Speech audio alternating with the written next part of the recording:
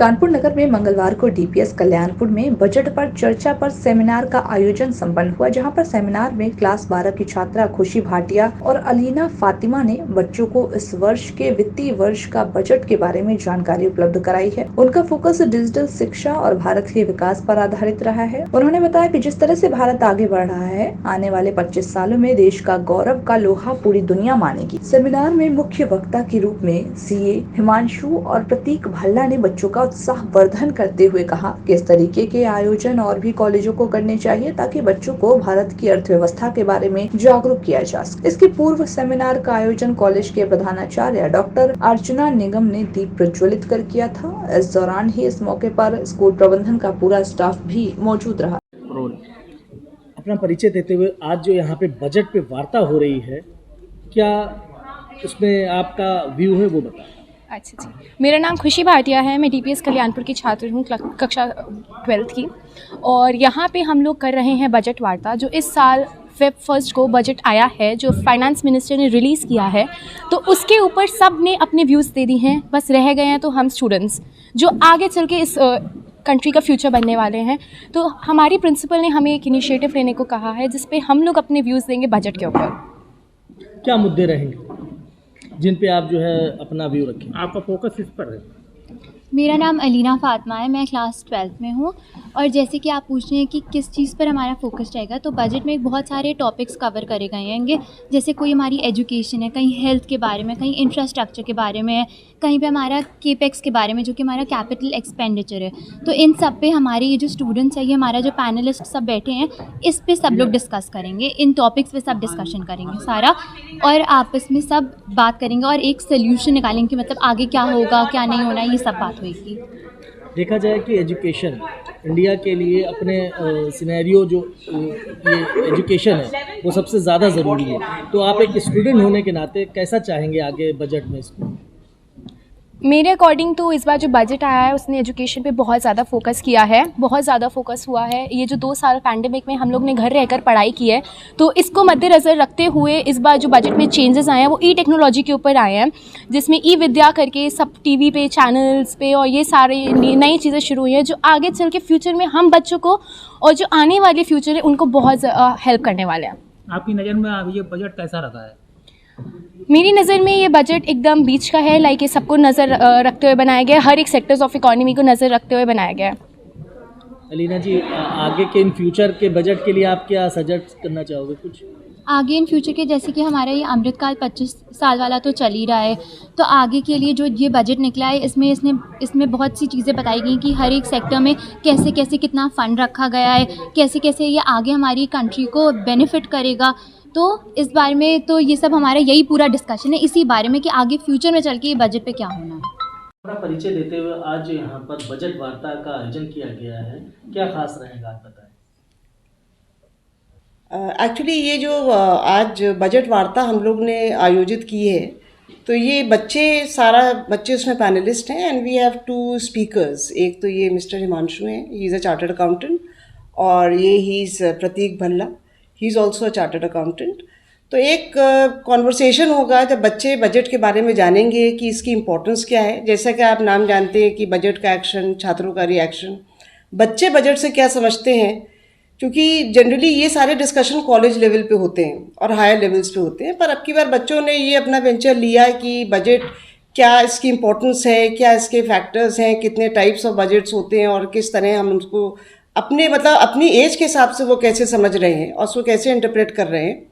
तो उस पर आज कॉन्वर्सेशन, उस पर आज डिस्कशन होगा। लगभग कितने बच्चे पार्टिसिपेट कर रहे हैं? इसमें करीब 12 बच्चे पार्टिसिपेट कर रहे हैं, और जो हमारे मेन ऑर्गेनाइजर्स हैं उनको हम लोग ने नाम दिया है केपेक्स स्क्वाड। अब की बार ये टर्म फर्स्ट टाइम यूज़ हुआ, capex by the finance minister as capital expenditure. तो ये इन्होंने अपनी टीम जो बनाई है, तो उसको ये कह रहे हैं केपेक्स स्क्वाड, और ये बच्चे सारा इनिशिएट कर रहे हैं प्रोग्राम। ये 12 बच्चे जो होंगे आपके, मेन इसमें 6 कोर मेंबर्स हैं जिन्होंने सारी प्लानिंग करी है, सारी वर्किंग करी है, और स्पीकर्स और भी होंगे। जी सर, हमेशा दो पहलू होते हैं, एक होता है जो गवर्नमेंट की इनकम होती है और दूसरा गवर्नमेंट का एक्सपेंडिचर जो होता है। तो अक्सर जो मिडिल क्लास होता है वो हमेशा इस पर फोकस करता है कि टैक्स स्लैब बढ़ा कि नहीं बढ़ा। उसको बजट को, वो मेरे ख्याल से बजट का 1% ही होता है वो, जिसमें टैक्स स्लैब की बात होती है। जो रिमेनिंग बजट है उस पर ध्यान नहीं देता। भले ही हमको टैक्स स्लैब में छूट मिलती, कितनी मिलती है, 8-10 हज़ार की मिलती, उससे कोई मेरे ख्याल से बहुत फर्क नहीं पड़ता है। अच्छी बात यह है कि इस बार जो गवर्नमेंट ने अपना कैपिटल एक्सपेंडिचर है वो दोगुना कर दिया है। जहां गवर्नमेंट हेल्थ सेक्टर पे 50,000 करोड़ खर्च करती थी, आज 80,000 करोड़ खर्च कर रही है। जो टोटल कैपिटल एक्सपेंडिचर 5,500 करोड़ से 7,500 करोड़ कर दिया गया है। तो कहीं ना कहीं इससे आम उपभोक्ताओं को ही फायदा होगा। तो मेरा नजरिया ऐसा है कि इसको सिर्फ टैक्स स्लैब की ना देखते हुए ये देखना चाहिए कि हमें जो सरकारी योजना है उससे कितना बेनिफिट मिलने जा रहा है। सर, एज ए स्पीकर आज आप आए हुए हैं यहाँ पर, तो क्या मुद्दे रहेंगे, किस तरीके से बच्चों को आप बताएंगे कि बजट कैसा रहना चाहिए और आगे आने वाले वर्षों में कैसा होगा? देखिए साहब, ऐसा है, ये जितने बच्चे हैं ये हमारे देश के भविष्य हैं।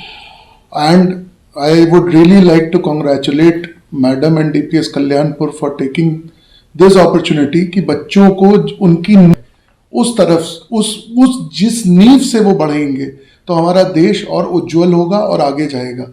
दे are first of the schools, because मैं बहुत जगह बजट डेलिब्रेशन करता हूँ जाके, किसी स्कूल ने कभी मुझे नहीं बुलाया है। There are a lot of engineering colleges, business management colleges जो बुलाते हैं। This is the first of its kind.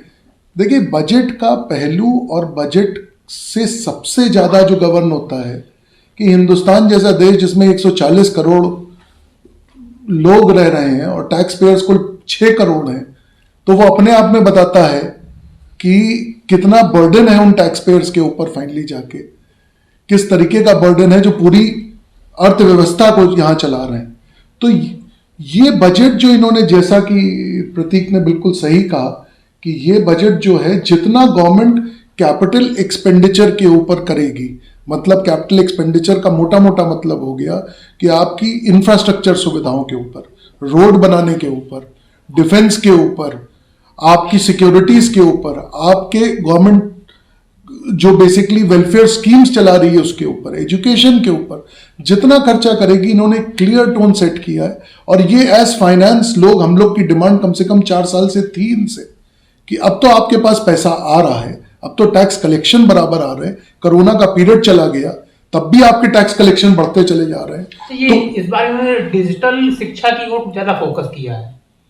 आने वाले नजरिए में इसका क्या परिणाम होगा, ये आप बताइए। ग्रामीण अंचल एरियो में अभी भी डिजिटल पे आदमी फोकस नहीं करता है। देखिए, डिजिटाइजेशन तो साहब देखिए फ्यूचर है, इसमें कोई दो मत नहीं है कहीं से भी जाके। ग्रामीण में आपको उनमें अवेयरनेस बढ़ानी पड़ेगी। अगर वहां पे भी अवेयरनेस होगी, जैसे मैं काफी जगह जाता हूं, हमारा अयोध्या में भी एक स्कूल्स है जिसका हम लोग देख रहे हैं, वहां पे जो ग्रामीण बच्चे आज से 20 साल पहले जो पढ़ने तक नहीं आते थे, लेबरों के बच्चे, आज हमारे पास एडमिशन्स भरमार हैं। क्यों? क्योंकि मीडिया ने, सबने उनको ये जागृत किया है कि लिटरेसी करके, पढ़ाई करके ही चीजें आगे बढ़ेंगी। और आज की डेट में डिजिटल वर्ल्ड के अंदर कोई ऑप्शन नहीं है साहब। सर, क्या मैसेज देना चाहेंगे इन केपेक्स स्क्वाड के जरिए आप पूरी DPS? सर, मैं तो ये मैसेज देना चाहूंगा, केपेक्स स्क्वाड जो नाम दिया गया है, capex squad has been the motto of this budget, कि ये बजट एक ऐसी प्रक्रिया है जिसमें हम सबको शामिल होना चाहिए। और जितना हम सब शामिल होंगे और जितना हम सब देश हित में काम करने की कोशिश करेंगे, उससे हमारा भारत और उज्जवल होएगा जाके।